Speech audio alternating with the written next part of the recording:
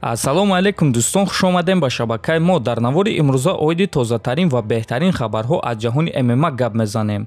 Лайкро зер кунед, мо боша наворро оғоз мекунем. Дӯстон, агар шумо аз кам будани риш ва рехтани мӯи сар танқисӣ кашен, пас мо ба шумо ширкати шифофарморо тавсия медиҳем. Дар ин ширкат ҳамчунин дороҳо барои хароб ва фарбешавӣ, барои хунукзадагӣ, равғани сиёҳдона ки ба ҳамаи дардҳо даво мебахшанд ва дигар дороҳои гиёҳӣ.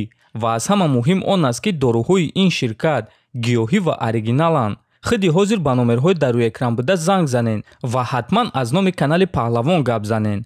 ҳамин гуна шумо ҳам моро дастгирӣ мекунед ва ҳам дороҳои даркории худро дастрас мекунед. Президенти UFC Дана Уайт гуфт ки баъди рафтанаш кори ӯро кӣ давом дода метавонад. Формулаи махсусе ҳаст ки аз рӯи он мо кор мекунем ва барои чӣ мо чунин муваффақем ва ҳаст як ҷавоне ки метавонад маро иваз кунад. Чизҳои аниқе ҳаст ки ӯ карда наметавонад, аммо корҳои муҳимро, корҳое ки дар ҳақиқат маънои калон доранд, ин ҷавон аниқ карда метавонад. ман ба шумо ҷавоб медиҳам, қариб ки ягон кас намедонад ки ин шахс кист, чунки ин шахс дар пушти парда кор мекунад. ва бале, Дэниел Кормие аз уҳдаи ин кор намебарояд. ман Дэниелро дӯст медорам, аммо ин вазифаро ӯ бардошта наметавонад, гуфтааст Уайт. дӯстон, фикр мекунем ки махфӣ нест ки маҳз Дана Уайт ММА-ро чунин машҳур кардааст ва UFC умуман ММА-ро бе Дана Уайт тасаввур кардан душвор аст. аммо ҳамаи чиз иваз мешавад, ҳамаи чиз вақту соати худро дорад, ҳамаи мо меоему меравем ва Дана Уайт низ ҳамчунин. ба фикри шумо дӯстон, ҷои Дана Уайтро кӣ гирифта метавонад? ҳатман фикротонро нависед. мо боша мегзарем ба дигар хабар.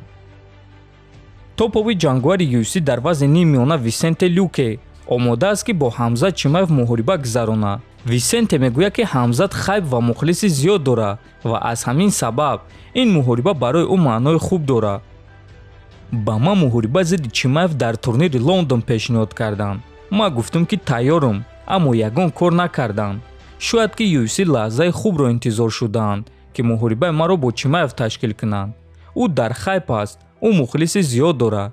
бисёри одамоне ки оиди ММА фаҳмиш надоранд, аммо суханҳои дигаронро оиди Чимаев мефаҳманд, фикр мекунанд ки Ҳамзат Чимаев ягон ваҳшӣ аст, гӯё ки бо ӯ ягон кас ҷангидан намехоҳад ва гӯё ки ӯ тамоми дивизионро мехӯрад. одамони оддӣ ин чизро мешунаванд ва муҳорибаҳои ӯро дидан мехоҳанд. барои ҳамин онҳо пахши пулии муҳорибаҳои Ҳамзатро харидорӣ мекунанд. Гилберт Бёрнс ва ман ҳама вақт барои ҷанг бо ӯ тайёр будем, гуфтааст Люке. хотиррасон мекунем ки Гилберт Бёрнс ва Висенте Люке дӯст ва ҳамдастанд ва Ҳамзат Чимаев рӯзи 9 апрел зидди Гилберт Бёрнс муҳориба мегузаронад ва дар кунҷи Бёрнс мо албатта ки Висенте Люкеро ва реаксияи ӯро дида метавонем. расман ҷангуари тоҷик Аъзам Ғаффоров бо рекорди 13-3 зидди варзишгари қирғиз Хоҷаакбар Тошхоҷаев бо рекорди 3-1 рӯзи 26 март дар турнири ACA 138 ки дар шаҳри Грозный дар майдони Колизея баргузор мегардад. даромад озод аст дӯстон. касе ки дар Грозный боша метавонед рафта Аъзамро дастгирӣ кунед. хотиррасон мекунем ки ин аллакай сеюм рақиби Аъзам дар ин турнир аст.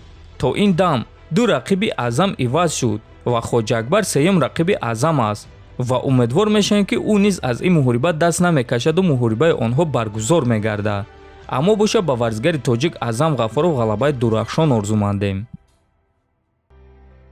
чанд соат пеш Колби Ковингтон ва Хорхе Масвидал дар яке аз тарабхонаҳо ҷанг карданд. аз рӯи суханҳои шоҳидон ва аз рӯи суханҳои худи Масвидал, Колби Ковингтон дар ин ҷанг як дандони худро аз даст дод. дӯстон, ростӣ ман дар ин гуна рафтори Хорхе Масвидал ҳайрон мешавам. ту дар қафас 25 дақиқа вақт доштӣ ки ҳамаи корро ҳал кунӣ, аммо аз дастат ягон кор наомад. пас барои чӣ дар берун ҷанг мекунӣ ва боз аз ин кори кардаат фахр мекунӣ? дӯстон, Колби Ковингтон ҳамчун инсон ба ман умуман маъқул нест, аммо ин рафтори Масвидал ҳам хуб нест. дигарон аз ӯ чӣ ибрат мегиранд? шумо чӣ фикр доред дӯстон? оё кори кардаи Хорхе Масвидал дуруст аст ё не? ҳатман фикротонро нависен, дар канал обуна шавен то боздид хонободу сарбаланд бошен.